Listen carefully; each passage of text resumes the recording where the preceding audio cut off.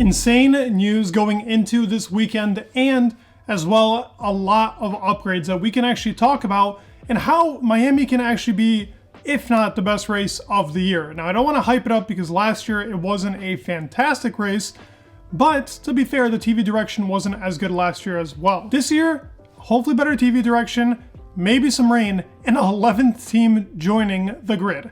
Not on this race, but there is an 11th team joining, and let's get started with that right away.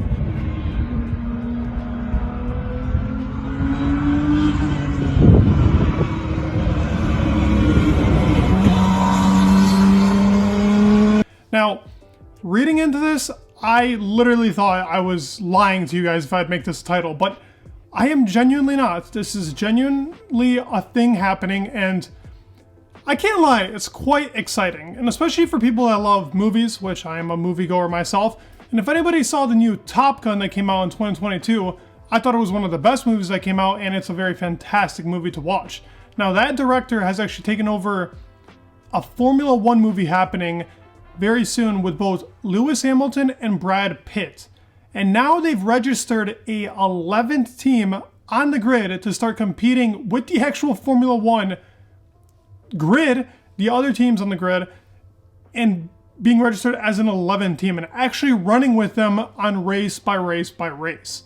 And it is a car that was fully designed by the Mercedes squad, chassis itself, and it's in testing right now. Now, I mean, this 11 team is not going to be some quick team or like some competitive team, but Brad Pitt is genuinely driving the car for the rest of the races after this in the second half of the season. I mean, how insane is that? Like, they're going above and beyond. And if anybody watched also the Top Gun movie, as I talked about, some of the ways that they had like 4K footage, or what was it, even 6K footage that they were talking about, they made the smallest possible camera that can catch 6K so they can catch a cockpit view of really Brad Pitt while he's driving. It's being also very much looked at by Lewis Hamilton, and there are simulators in it and the life of an F1 driver. I mean, it sounds so exciting, and honestly, I'm very happy that they decided to do something like this. It's what you'd want. You want a movie to be to that extreme level, but it's also pretty cool for the sport that, like, it's just being talked about this much, and we actually are going to have an 11th team in 2023.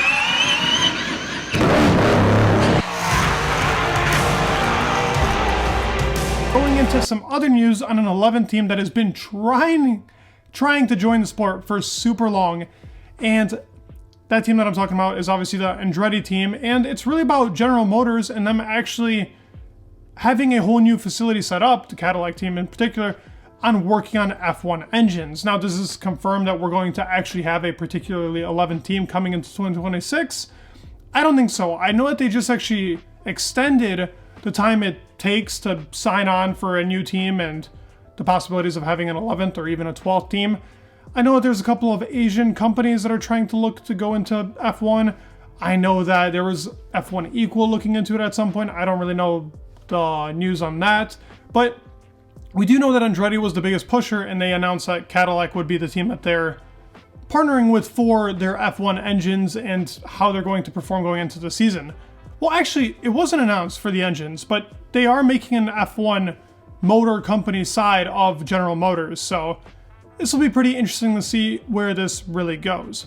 Now, getting into really the Miami side of what's happening into the news. Well, first of all, they shortened the DRSs, and obviously we have practice today, so let's see how that really works in practice, but I think we'll more see that in the race. I don't know if I'm a big fan of this. We needed a lot more overtaking in this race. Did they need to go for it?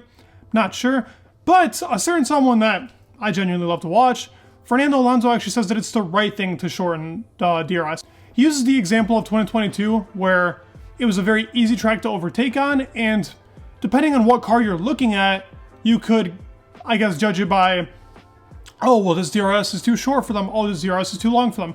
For Red Bull, you could have a DRS that's 25 meters and they'd still somehow catch the other car.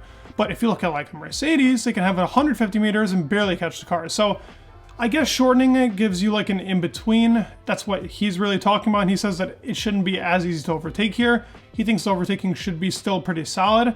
So, I mean, I guess I got to follow my man Fernando Alonso on this, but it's an interesting decision to take when Baku was I would say, a very boring race when it came to overtaking.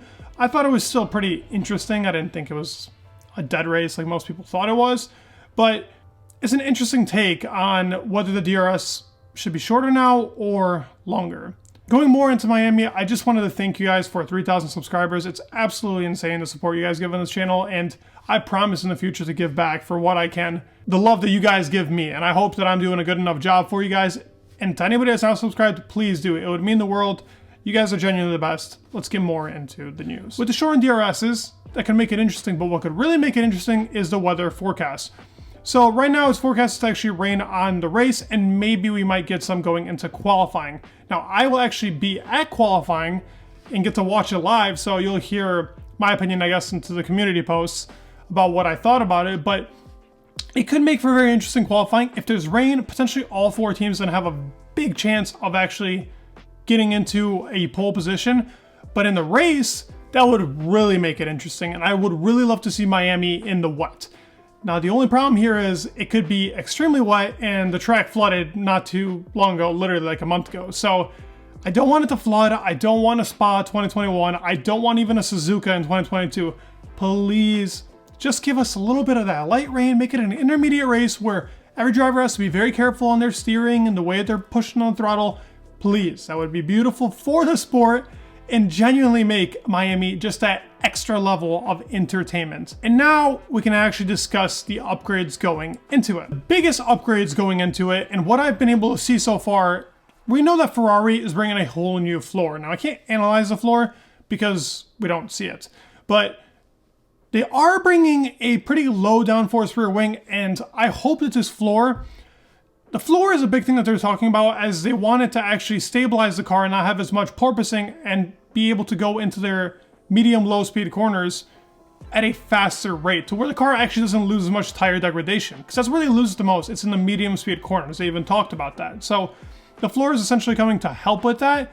Now it's got to be a big upgrade for them to actually compete with Red Bull or even the other 2 top teams. I think that they're going to be the worst on this track out of the top 4 teams, but with an upgrade coming, it could make a big game changer. And this is really where the actual upgrades start for Ferrari and continue throughout the year, to where we're going to get a more upgraded SF23. Other rear wings, I mean, look at the Red Bull. It's still a pretty bulky one, but we know that DRS is going to be stupid and very fast. Now Mercedes went for a pretty medium downforce wing, I would say. They don't have quite the scoop that Alpine has, and Alpine's always got some weird innovations going for a car that's never really that well in performing. I feel like Alpine's gonna like double DNF this season. They did like this race. It's just been a very interesting start for them. But Mercedes with that rear wing means that maybe they're expecting some rain.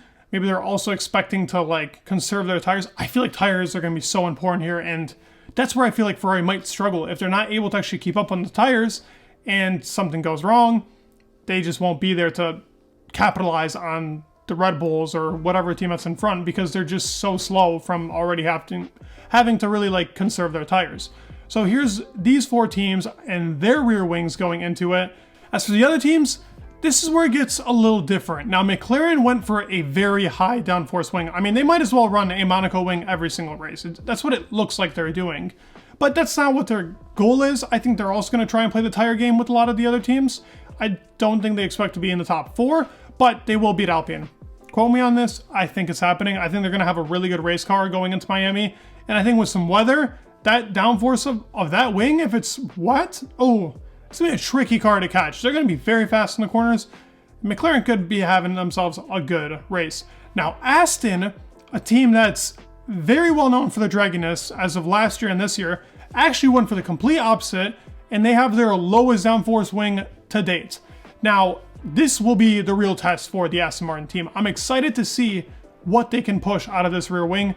Will it actually bring a lot more performance, or will their tires start to drag a little bit? I think it's a step in the right direction. Let's see. It's the same rear wing from Baku with a couple more revisions on it, and it's even lower downforce.